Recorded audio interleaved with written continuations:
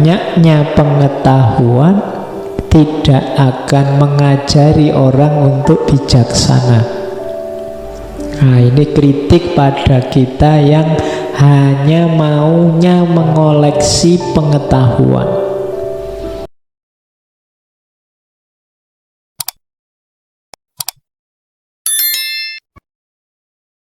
Assalamualaikum warahmatullahi wabarakatuh. Bismillahirrahmanirrahim.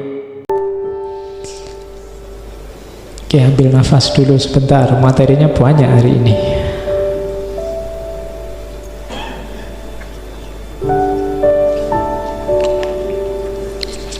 Wisdom, kebijaksanaan. Abundance of knowledge does not teach man to be wise. Jadi, banyaknya pengetahuan tidak akan mengajari orang untuk bijaksana. Nah, ini kritik pada kita yang hanya maunya mengoleksi pengetahuan. Keponya luar biasa, tapi hidupnya tidak jadi lebih baik.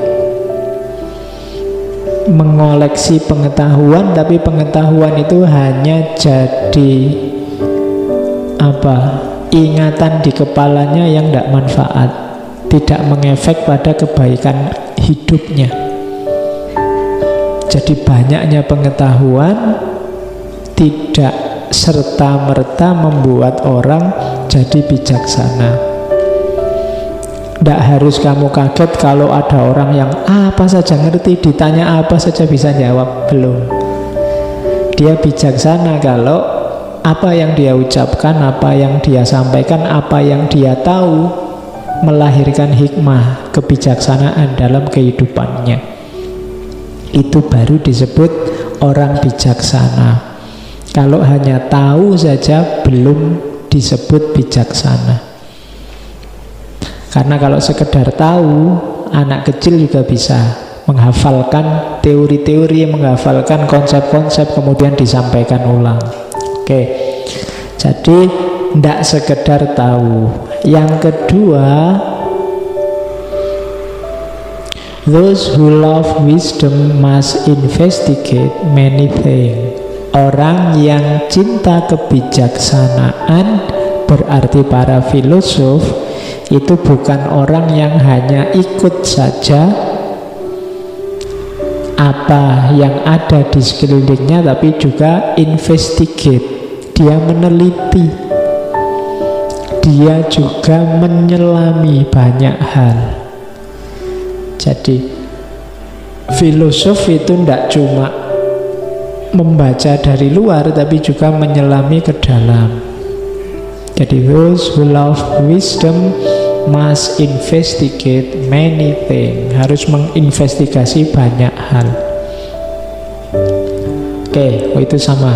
Di bawah juga ada those who love wisdom must investigate many things. Apa yang dilakukan applicant for wisdom do what I have done.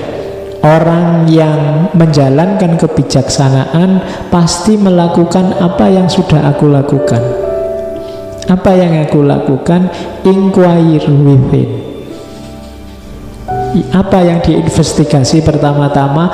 Menginvestigasi diri sendiri. Membaca, menyelami diri kita sendiri. Hasilnya apa? Itu kalimat terakhir. People ought to know themselves. Orang harus tahu tentang dirinya. Tapi pada akhirnya yang akan dia simpulkan adalah I am as I am not. Aku ternyata bukan aku. Jadi kalau kita menyelami diri, ketemunya biasanya aku yang bukan aku. Kenapa? Karena kita itu biasanya menganggap diri kita itu bla bla bla bla, tapi begitu kita selami ternyata tidak begitu. Jadi I am as I am not. Oh, ini termasuk oposisi tadi. Jadi ternyata aku itu bukan aku. Kamu menganggap dirimu bijaksana, kamu menganggap dirimu mahasiswa yang tekun, yang rajin, prospek ke depan cerah. Itu begitu kamu selami dirimu, ternyata tidak begitu, Pak. Baru sadar saya. Ternyata saya selama ini kegeeran, Pak. Tak anggap aku itu penting gitu. Ternyata sama sekali enggak. Tak anggap teman-teman itu kalau muji-muji saya itu benar-benar muji. Ternyata basa-basi. Tiap ketemu kok bilangnya, wah tambah ganteng aja. Ternyata basa-basi, Pak. Saya baru sadar sekarang. Nah itu I am as I am not. Dari mana kesimpulan itu muncul? Inquire within tadi, kita menelaah ke dalam diri. Dan itulah yang dilakukan seorang filosof yang love wisdom, yang tidak sekedar mengoleksi pengetahuan. Jadi jangan cuma mengoleksi pengetahuan, tapi bacalah. Apa yang dibaca dirimu sendiri. Kalau sudah membaca diri, apa yang ditemukan? I am as I am not. Ternyata aku ini bukan aku. Oh, itu maknanya luas sebenarnya. I am as I am not. Kalau masuk ke dunia sufi nanti jadi beda lagi. I am as I am not itu. Jadi ternyata aku ini bukan aku. Aku yang dulu bukan aku yang sekarang. Ya, lagumu kan itu. Terus dilanjutkan tentang kebijaksanaan lagi. Dog bark at what they don't understand. Ini nyindir luar biasa. Anjing itu menggonggong pada apa yang tidak mereka mengerti. Berarti apa? Orang itu semakin banyak ngomong menunjukkan dia tidak paham. Kalau sudah paham ya diem. Biasanya begitu. Jadi kalau orang sibuk bahas sesuatu, apalagi sambil menyalah-nyalahkan yang lain tentang sesuatu itu, biasanya dia belum paham, belum yakin benar dengan pandangannya. Dog bark at what they don't understand.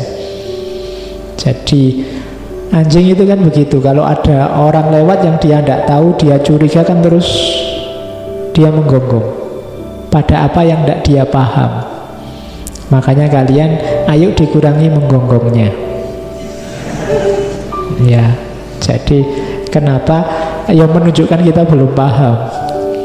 Jadi jangan terlalu banyak menggonggong. Kita sibuknya pada yang tidak kita pahami. Oke, nasihat yang selanjutnya, it's not too late to seek a new world. Masih belum terlambat untuk mencari dunia yang baru. Hidup ini hakikatnya perubahan.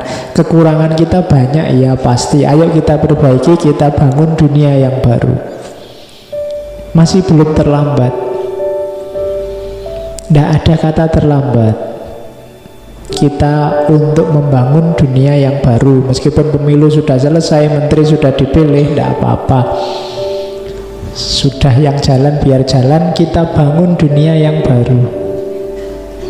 Dan yang terakhir, kuncinya untuk bisa membangun dunia yang baru apa? Kesadaran. Kenapa kesadaran? Karena other men are unaware of what they do when they are awake, just as they are forgetful of what they do when they are asleep. Banyak orang tidak sadar apa yang mereka lakukan saat sadar, sebagaimana mereka lupa apa yang mereka lakukan saat tidur.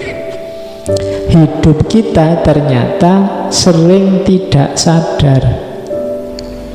Tidak sadar itu berarti melakukan sesuatu tanpa pertimbangan-pertimbangan, tanpa disadari.